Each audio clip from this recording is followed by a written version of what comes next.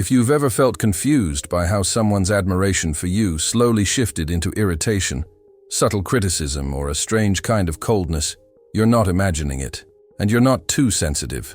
One of the most common illusions empaths carry is the belief that kindness stabilizes insecure people. But for many who pretend to love you, kindness doesn't regulate them. It exposes them. Imagine walking into a sealed room with a single candle. Before the flame is lit, the air looks still, clean, undisturbed. But as soon as the wick burns, you begin to see the dust, particles you never noticed, movement you didn't create.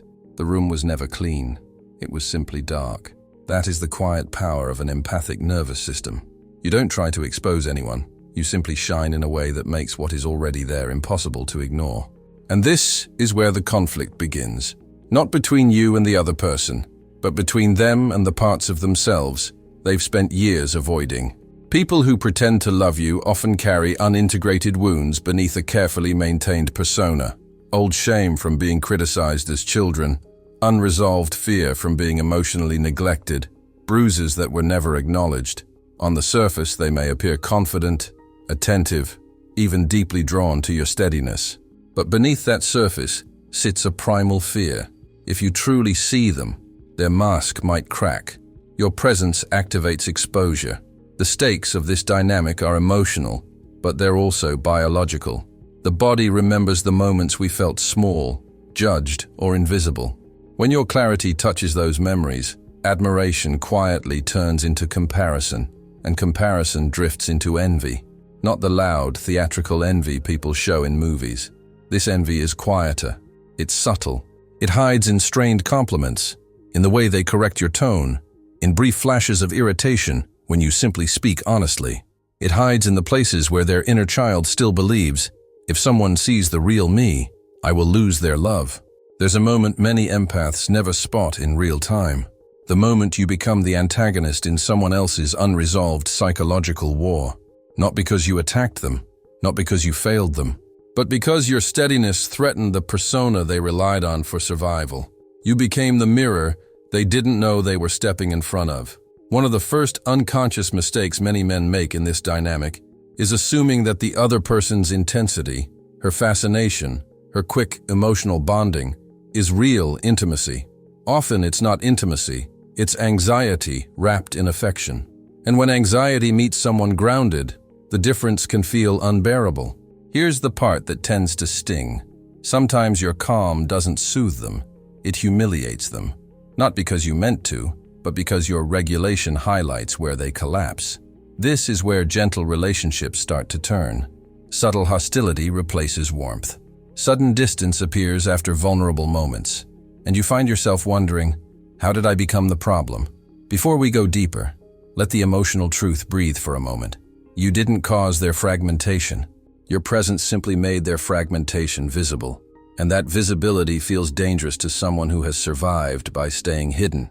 As we move through the next chapters, we'll trace exactly how this envy forms, how it hides behind affection, and how it slowly mutates into subtle sabotage. We'll explore why people who claim to love you can begin positioning themselves against you without ever admitting what they feel. And midway through this exploration, we'll name the pattern most men overlook, the pattern that turns their kindness into ammunition for someone who doesn't know how to hold their own identity. For now, hold this single reframing. Your empathy is not a spotlight that burns people. It is a candle in a closed room, and the dust you see was always there. Let's continue. There is a moment early in certain relationships when your presence begins to soften the other person. They share stories they usually hide. They reveal insecurities they rarely name. On the surface, this looks like the beginning of trust. But for people who only know how to perform intimacy, this softening is not safety. It is exposure, and exposure feels like danger. Many individuals who rush toward empaths carry an invisible architecture built around compensatory strength. They learn to survive by appearing capable, unbothered, self-assured. Under that architecture sits an old wound, the wound of being criticized or dismissed by a parent, the wound of never feeling truly seen, the wound of having to grow up too fast. You may notice how quickly they lean into you, how intensely they seem to connect. But what you may not realize is that your emotional presence is quietly cracking the structure they built to stay intact. This is where Jung's idea of the shadow becomes more than theory. The shadow isn't a spooky, hidden personality. It's simply the emotional material a person decided they could not tolerate in themselves. Vulnerability they were punished for. Fear they were mocked for. Sensitivity they were taught to suppress. When they meet an empath, the shadow stirs. Not because you reveal it through confrontation, but because you reveal it through coherence. Your ability to stay connected with your own inner world makes their disconnection harder to ignore. There is a subtle moment, easy to miss, when what looks like interest is actually anxiety seeking shelter. You might notice how closely they track your reactions, how quickly they need reassurance, how intensely they try to match your emotional presence. It feels flattering at first, but what brings them close is the same thing that makes them uneasy. The gap between who they are and who they pretend to be becomes clearer in your company. Your steadiness acts like contrast lighting. It outlines the mask they wear to feel strong. This is often where the first microsigns appear. Compliments that feel tight at the edges. Little corrections of your tone, as if your clarity unsettles them. Competitive remarks slipped into moments that should feel warm. These aren't insults. They are defensive maneuvers. Early attempts to regain self-superiority before they feel too exposed, before they feel too seen. And there's a reframing that can shift the way you hold these moments. Some people aren't drawn to your sensitivity because it comforts them. They're drawn because it reveals them. And revelation, for a fragile ego, can feel like an attack even when nothing harmful has happened. As this discomfort grows, the relationship subtly shifts away from connection and towards psychological positioning. In their inner world, they begin to search for ways to restore equilibrium, to close the gap they feel between your authenticity and their performance. It's not malicious. It's not even fully conscious. It's survival. And that survival impulse quietly pulls the dynamic towards something darker, something more competitive, something that no longer resembles the intimacy you thought you were building. There's a sentence many men pause for, even if they don't want to. Sometimes her early fascination with you wasn't attraction. It was relief that quickly turned into comparison. And comparison almost always turns into insecurity. As we move forward, the next chapter explores how this insecurity transforms into envy. Why your emotional coherence doesn't just irritate them, but makes them feel powerless in ways they rarely admit. There is a specific kind of envy that doesn't look like envy at all. It doesn't show up as jealousy, competition, or obvious comparison. It appears as tension, as a small tightening in their voice when you stay calm in a moment where they would normally collapse, as an inexplicable irritation when you speak with clarity, as a strange heaviness after you respond to conflict with steadiness instead of escalation. Envy, in this context, isn't about wanting what you have. It's about feeling exposed by what you are.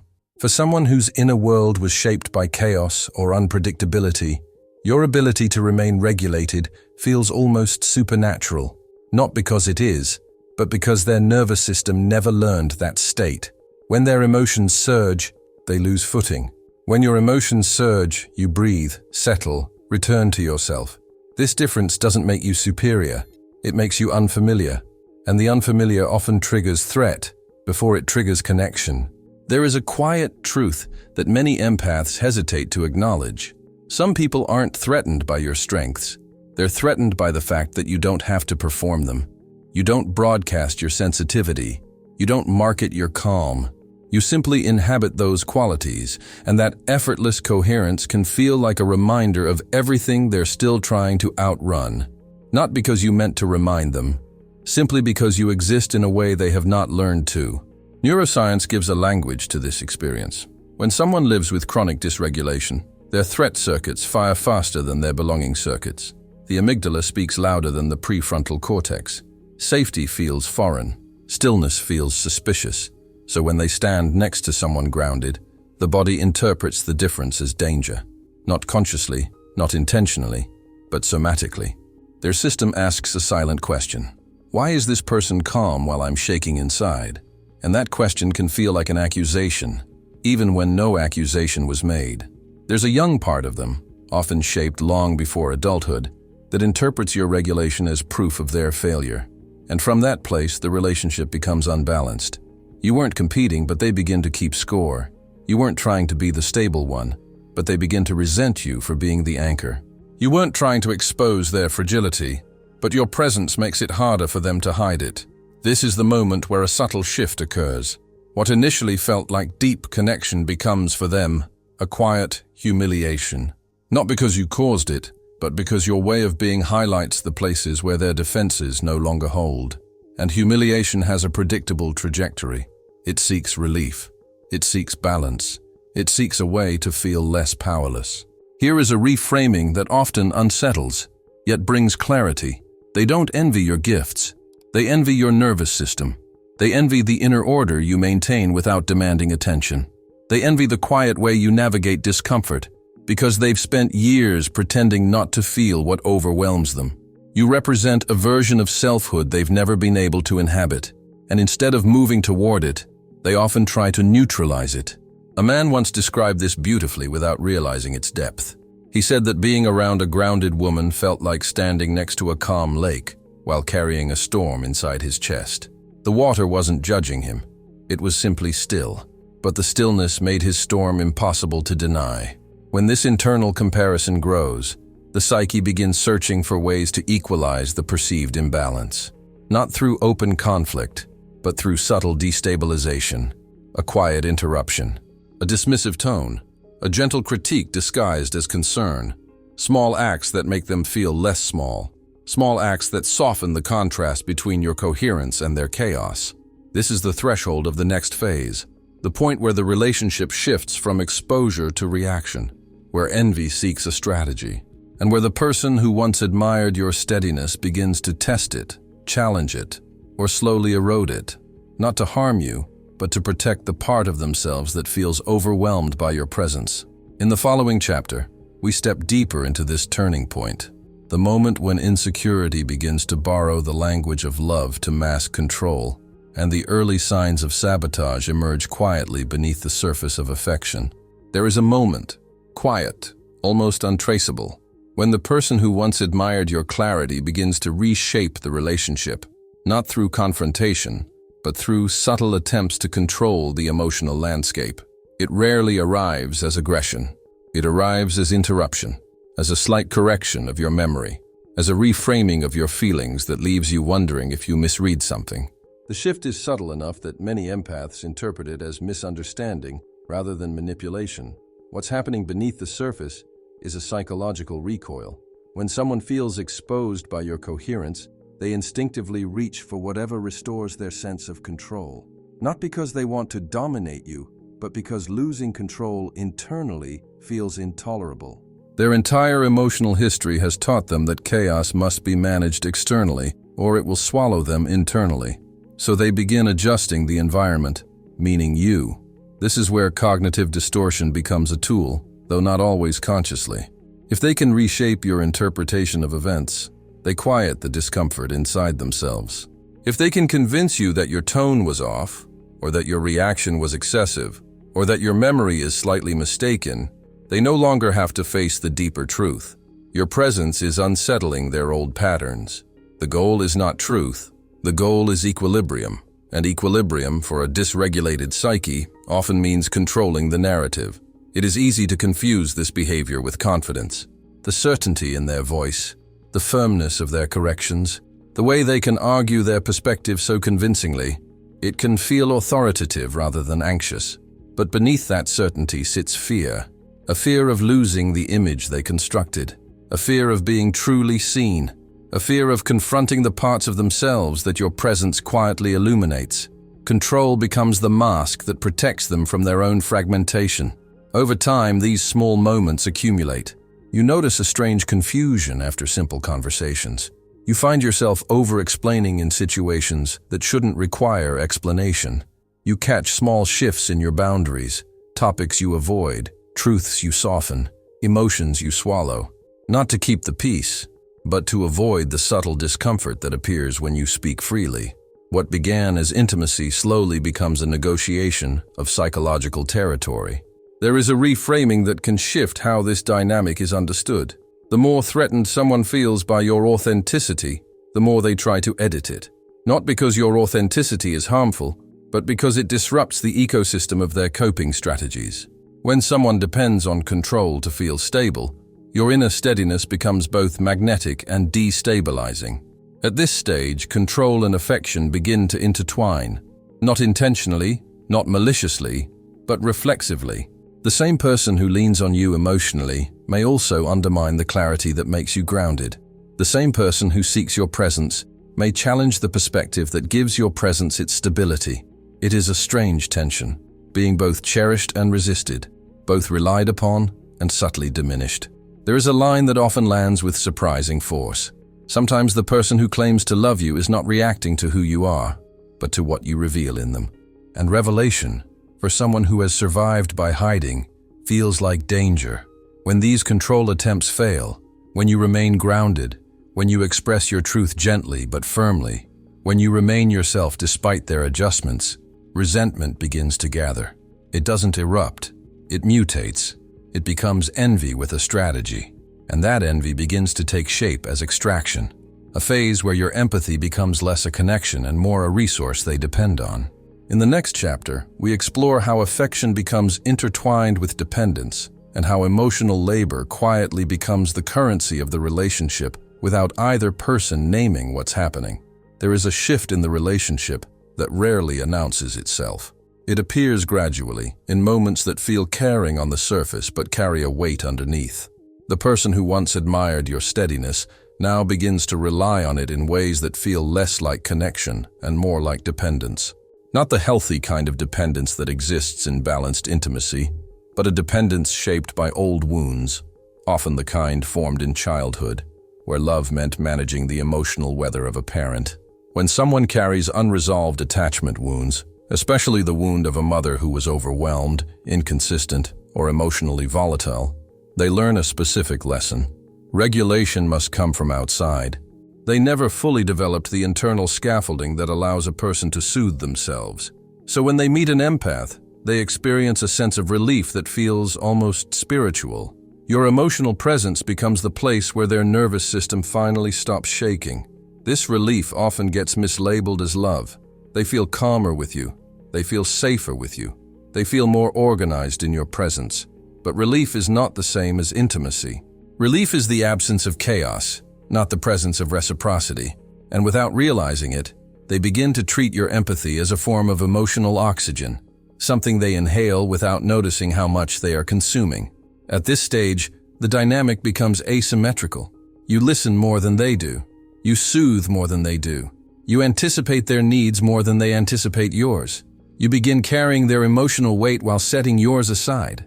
Not because they ask directly, but because your nervous system fills every gap they leave open. The more you offer, the more they lean. And the more they lean, the more they unconsciously fear the depth of their dependence. There is a reframing that can illuminate this stage. What feels like love to them may simply be the absence of abandonment. And when someone confuses regulation with affection, they often cling while resenting the very person they cling to. It creates a paradox. Your emotional steadiness soothes them, but it also reminds them of their dependence. And dependence can feel humiliating to someone who built their identity on appearing self-sufficient. As this tension grows, a quiet hostility begins to surface. It might show up in comments that question your emotional depth, as if your balance means you feel less. It might show up in accusations that you are distant because you do not mirror their intensity. Or it might appear as subtle irritation when you do not immediately absorb their distress. What once made them feel safe now makes them feel exposed. A man once described this dynamic in remarkably simple terms. He said the woman he cared for would collapse into his calm during her storms, finding comfort in his steadiness. But when the storm passed, she would look at that same steadiness and call it coldness. She could not name the dependence, so she attacked the mirror that reflected it. This is the heart of the extraction phase. The empath becomes the emotional regulator, the grounding force, the container for stress and confusion. But the more you regulate them, the less they are able to regulate themselves. And the less they regulate themselves, the more threatened they feel by your capacity. What soothed them yesterday irritates them today because it highlights an internal imbalance they cannot reconcile. There is a line that often lands with quiet clarity. Some people love you most intensely in the moments they need you, and resent you most deeply in the moments they realize they always need you. As the system destabilizes, the extraction eventually collapses. They can no longer comfortably consume your empathy, because the consumption itself exposes their fragmentation. And when that happens, the relationship enters the most delicate threshold, the moment when the qualities that once soothed them become the qualities they punish you for. In the next chapter, we explore this turning point, where your integrity becomes the perceived enemy, and the dynamic reveals its deepest psychological layer. There is a moment in this dynamic that often feels impossible to understand while it is happening. A moment when the warmth begins to cool, the admiration begins to fade, and the person who once depended on your steadiness starts to treat that steadiness as something restrictive, intrusive, or even humiliating. It is the point where your integrity, the very quality that made them feel safe, becomes the perceived threat. This shift does not begin with anger, it begins with discomfort. As your emotional clarity continues to illuminate the gaps in their self-structure, they reach an internal threshold. Your consistency reminds them of where they are inconsistent. Your honesty reveals where they distort. Your boundaries highlight where they collapse. None of this is intentional on your part. It is simply what happens when a coherent psyche stands next to a fragmented one. For someone carrying unresolved father wounds, this moment can feel eerily familiar. A father who felt impossible to please. A father whose presence quieted them rather than welcomed them. A father who represented expectation rather than comfort. When your integrity stands firm, that old memory stirs. The body doesn't distinguish between past and present. It responds to the echo. And suddenly, your clarity feels less like compassion and more like judgment, even when judgment is the last thing in your mind. There is a reframing that helps make sense of this. People do not resent your integrity because it is rigid. They resent it because it reflects the standards they hold for themselves, but cannot meet. Nietzsche described this internal reaction as ressentiment, a hostility that grows not toward the one who causes harm, but toward the one who exposes capacity. When someone feels unable to embody the qualities they admire in you, admiration quietly inverts into moral criticism. What they cannot reach, they label excessive. This is often why the shift feels so disorienting. You did not change your behavior. You did not become colder, harsher, or more distant. But the other person begins to narrate you as if you did.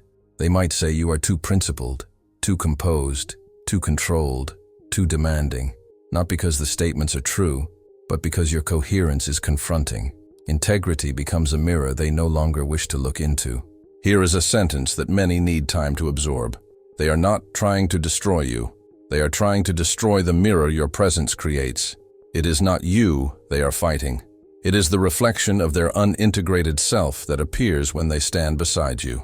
If they can make you the problem, they do not have to face the rupture inside them. One of the clearest signals of this turning point is a sudden emotional flip. After a moment of connection or vulnerability, they retreat. Not slowly, abruptly. Their warmth becomes indifference. Their engagement becomes contempt. Their openness becomes withdrawal. This pattern is not random. It is a protective recoil. Intimacy revealed too much, too quickly, and the psyche responds with emotional shutdown. This is the stage where many empaths begin to doubt themselves the most. You replay conversations, question your tone, wonder if you asked for too much or felt too deeply. But the dynamic has very little to do with fault. It has everything to do with the tension between someone who is learning to know himself and someone who is terrified of being known. A reframing can soften the self-blame. Your integrity is not a weapon. It is simply a form of clarity their nervous system cannot yet metabolize. And the more you hold your center, the more their unprocessed material rises to the surface. As this turning point solidifies, a question emerges. Not about how to fix the relationship, but about how to understand what your presence awakens in fragile psyches. The path forward is not withdrawal from yourself, but a deeper recognition of the archetypal role you unintentionally occupy. In the final chapter, we explore how to reclaim your sovereignty, not by dimming your light, but by understanding that your light was never the cause of their storms. As we reach the end of this arc, it becomes clear that the empath's experience is not defined by weakness, nor by oversensitivity, but by an ability to perceive emotional reality without filters. And that ability, in the presence of someone whose inner world is split, often activates a dynamic you never intended to create. Your presence stirs their shadow, but you did not put that shadow there. You simply illuminated what time, fear, and childhood survival had pushed underground. There is a quiet truth that many overlook. The empath's challenge is not to become smaller, calmer, or less perceptive.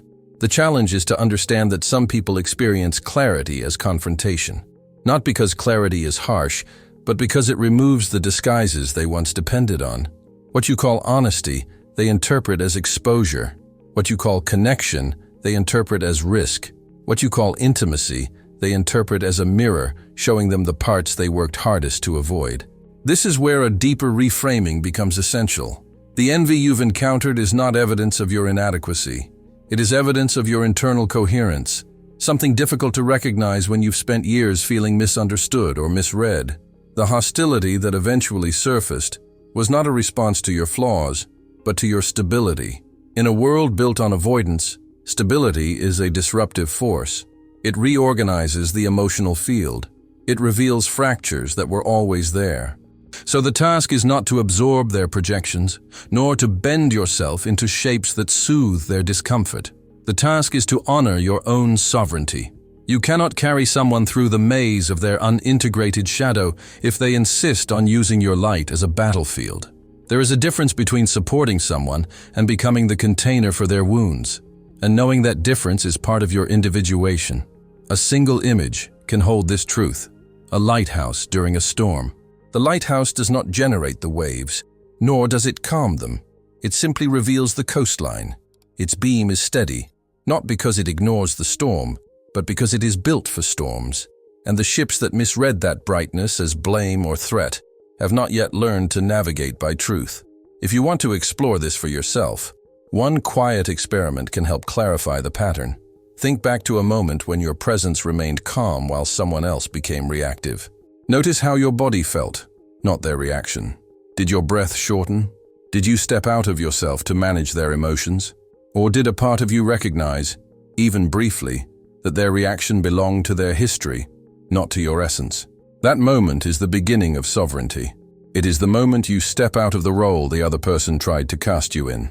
As this chapter closes, a final question remains, not as a test, but as a marker of self-recognition. When you reflect on the relationships that left you drained, confused, or second-guessing your truth, what was the first subtle signal that something in the dynamic was shifting? Often the earliest signals are the most revealing, because they come before the narrative forms, before the self-doubt settles in. If this arc mirrored your experience, you may notice a single pattern or moment rising to the surface. One signal that felt small at the time, but now reveals the emotional landscape beneath it. Naming that signal, even in one quiet sentence, can help others recognize their own reflection in your story. And as you continue forward, hold this gently. Your light does not create storms, it reveals them.